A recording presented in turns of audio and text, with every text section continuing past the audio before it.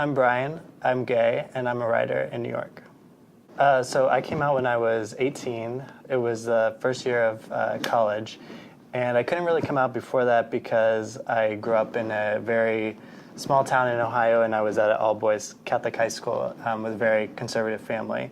So I waited till college, and that's also when I had my first boyfriend, so I felt like I had a reason to come out. And he was a little bit older than me at the same school, and he was a pre-law guy, so he taught me all about, the gay rights movement and Stonewall and all the history there. And it really just gave me a lot of confidence to come out with, leaning on him. And so I remember I was back home for some sort of break, and I was driving in the car with my best friend, and I had to pull over because I knew it was going to come out, and I could kind of, the tears were welling up and I couldn't see the road. So I pulled over into this baseball field, and you're so scared because you don't know if this person's going to continue to be in your life, but they're so important to you that you have to tell them. So I blurted it out, and I'm just bawling there. And he kind of has a long sigh, and then he says something like, "So, you're in love with me, aren't you?" And I said no, and he said, "Why not?" And he was just like really vain about it and funny, and he was, totally loose. And from then on, it was just like, once you tell someone your deepest secret, there's not anything else that you can't tell them. So your best friends are even better and even closer. And I've never regretted anyone that I've ever had to tell. And as you go on, you find that you don't really have to tell anyone ever again. It's just part of who you are. And it's not something that you have to continue to reveal over and over again. It's just part of being you. So I didn't have a lot of friends in grade school. So when I got to high school, he was probably my first real best friend. And we met by happenstance, but we ended up being on the same tennis team together, and we just spent a lot of time together, and he quickly became my best friend. I think through humor, we got a lot closer, and humor breaks down a lot of the barriers. If you're not good at sports, or you're not good at, some of the other things that guys are into, humor can always help break through to someone and make a connection.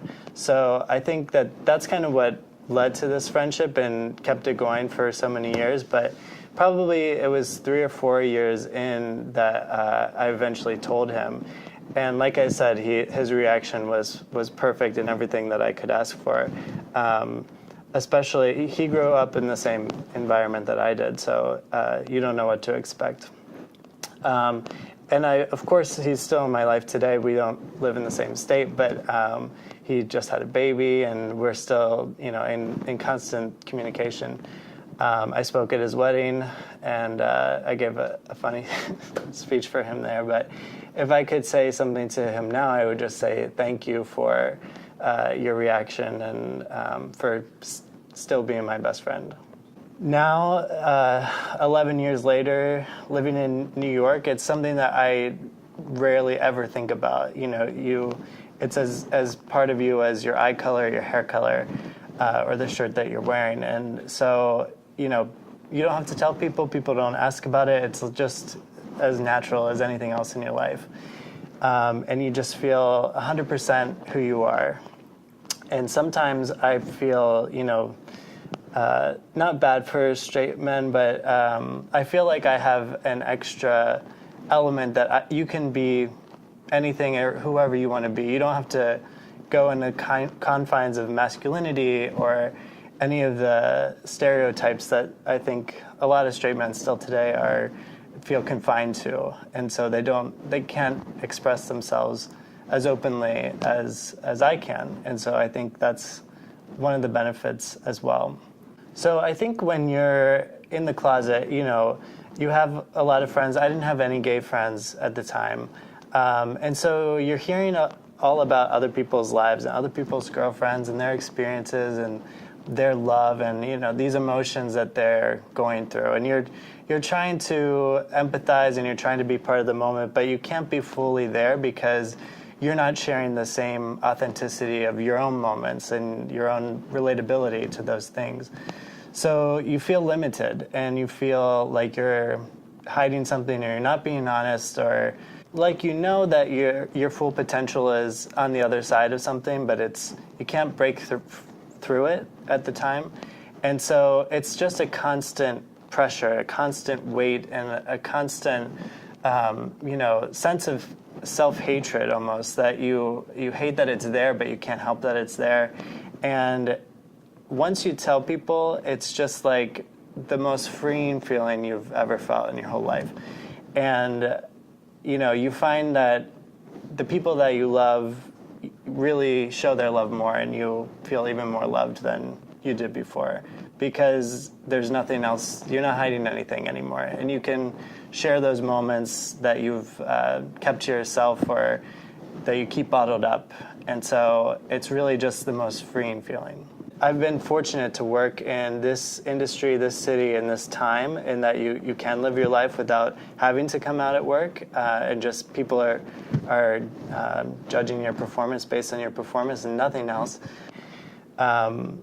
When Orlando happened, I remember, everyone obviously was devastated, but we got together and we work in advertising, so we mocked up a bunch of signs and we printed them out on big posters, and obviously they did it for free, and we went down to Stonewall and we joined the protests, and it was just great that your coworkers would stop everything and come together, make these signs, and go down there and join the vigil. So that was a great experience working at Gray. Don't be scared, because the best part of your life is on the other side of that. It's waiting for you to make that decision and to come out and to meet your potential by being the fullest, honest person with yourself. And I would say, again, lean on the people that you love, because they will show you love back.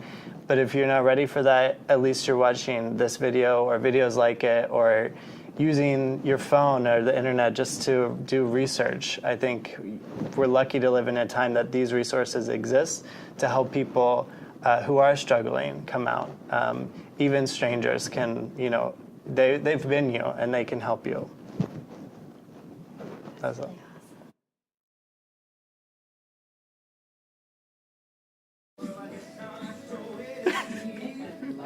I don't know if that's usable. That was awesome, but don't look at us. Stay looking at that, because it was so great. Yeah, all right, that go was back. really good. Just stay with the lens. That was really nice. Yeah. One more time. Go ahead. That was perfect. That was perfect. I loved it. Okay.